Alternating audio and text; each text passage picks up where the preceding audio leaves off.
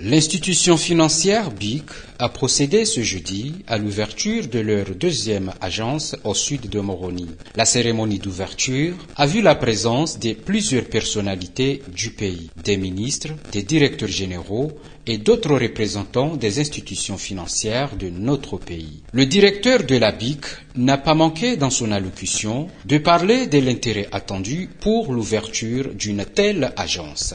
C'est un honneur pour moi de représenter aujourd'hui ici le groupe Atlantic Financial Group, AFG.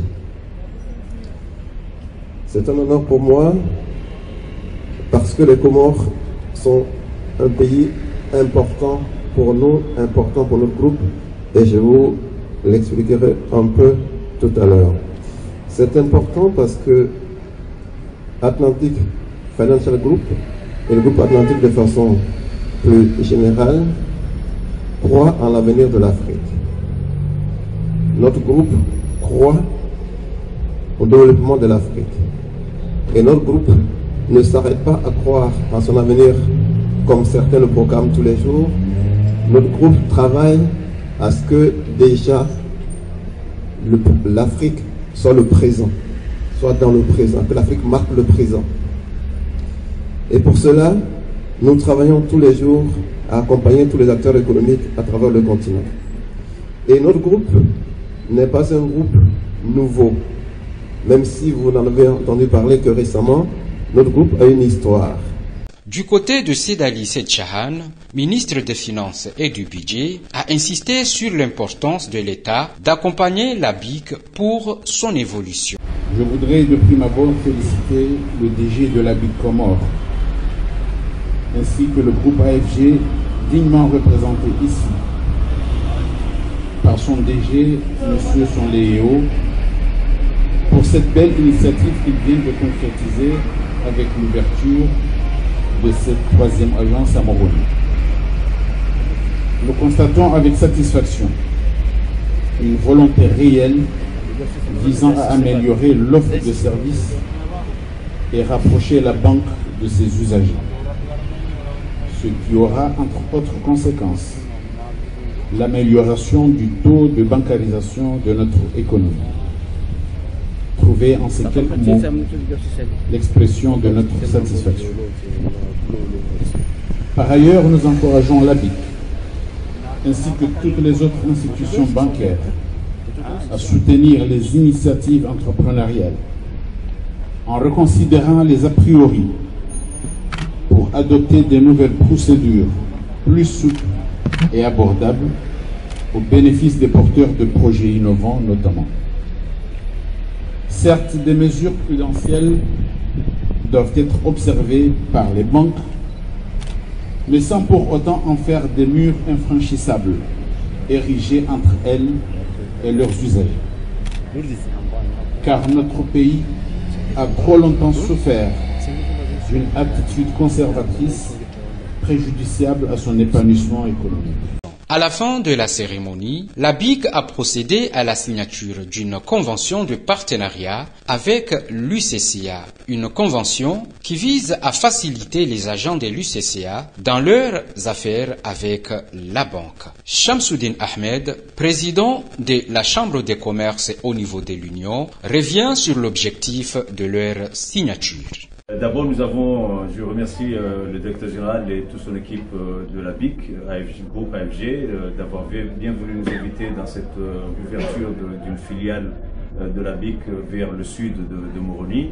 C'était une occasion, après beaucoup d'échanges entre la BIC et la Chambre de commerce, de venir concrétiser, mettre en place une convention qui va nous permettre de faire bénéficier à nos salariés, à nos employés de la Chambre de commerce, de bénéficier des taux, des crédits avec des taux très bas, notamment qui tournent autour de 10%. Comme vous le savez, la BIC est parmi ceux qui ont commencé à faire baisser des taux, à donner des facilités, des accès au crédit.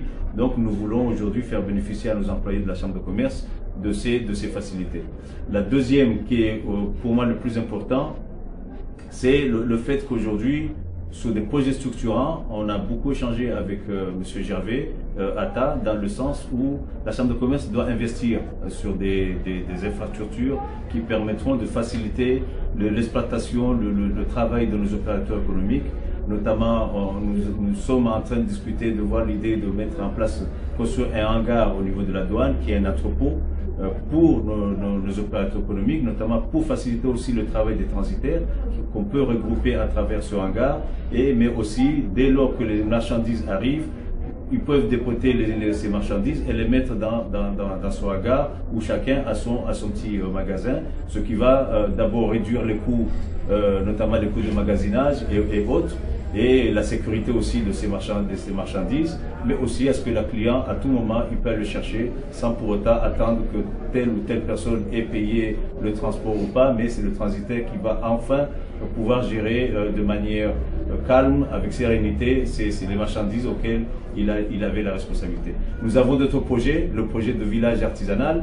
Nous sommes en train de voir comment mettre en place un village artisanal et avec qui nous demanderons bien sûr le concours de la banque, avec bien sûr un taux peut-être même encore plus bas que ça, qui va permettre d'exposer nos produits artisanaux, qui va des produits traditionnels tels que les kofia ou les djouba ou les kandou et d'autres tels que tout ce qui est artisanal au niveau du bois et aussi les produits cosmétiques et autres choses, donc qui permettrait de donner une bonne visibilité de nos produits Made in Comores et à travers ce bâtiment qui va être appelé un village artisanal.